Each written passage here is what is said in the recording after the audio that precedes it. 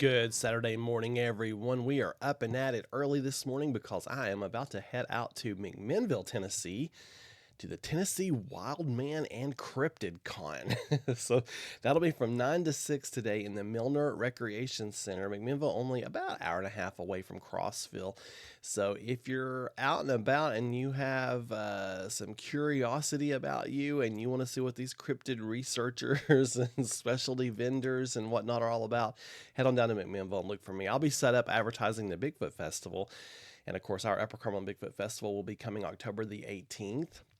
We have the Bigfoot 5K the evening before, and then we have the festival on Saturday, and that will be benefiting our local veterans. So be sure and head out to that. You'll be hearing me talk more about that as we get closer to that time. But meanwhile, I'll be at the Tennessee Wildman and Cryptid Con today in McMinnville, Tennessee. So Hurricane Aaron rapidly intensified last night, started jumping categories like nobody's business. So went from Cat 1 to Cat 2 to Cat 3 to now Cat 4. So it has gotten quite intense. That Cat 4 update coming out just a little while ago, up to 130 mile per hour winds, still expected to curve out to sea. All guidance is now saying yes, it will miss the mainland of the U.S. Now it could swing a little closer. You see that cone there? If it takes that farthest west track, that would produce a little bit more impact for, say, the Outer Banks of North Carolina.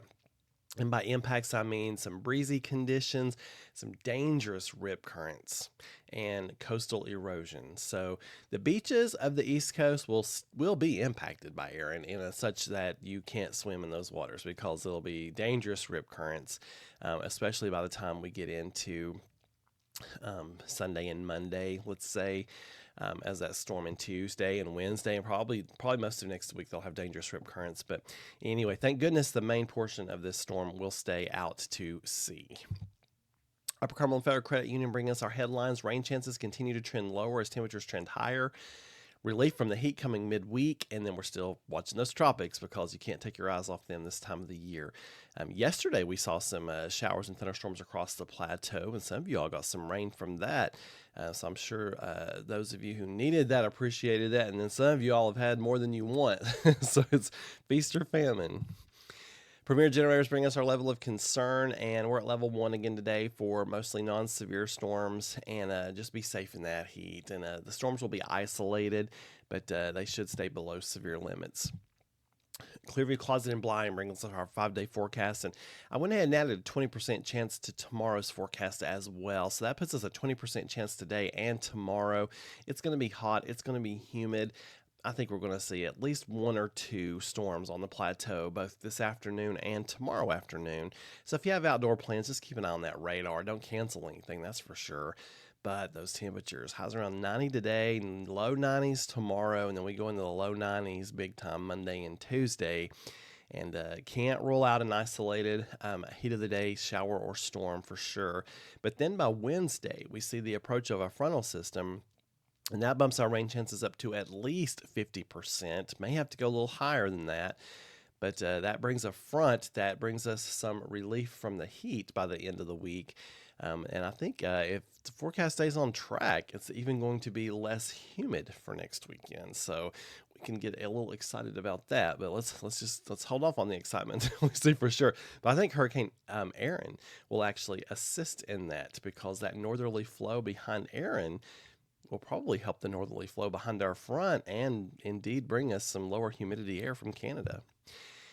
Bramble Travel bringing us our On This Day in History. 1989, a solar flare from the sun creates a geomagnetic storm that affects microchips, leading to a halt in all trading on Toronto's stock exchange.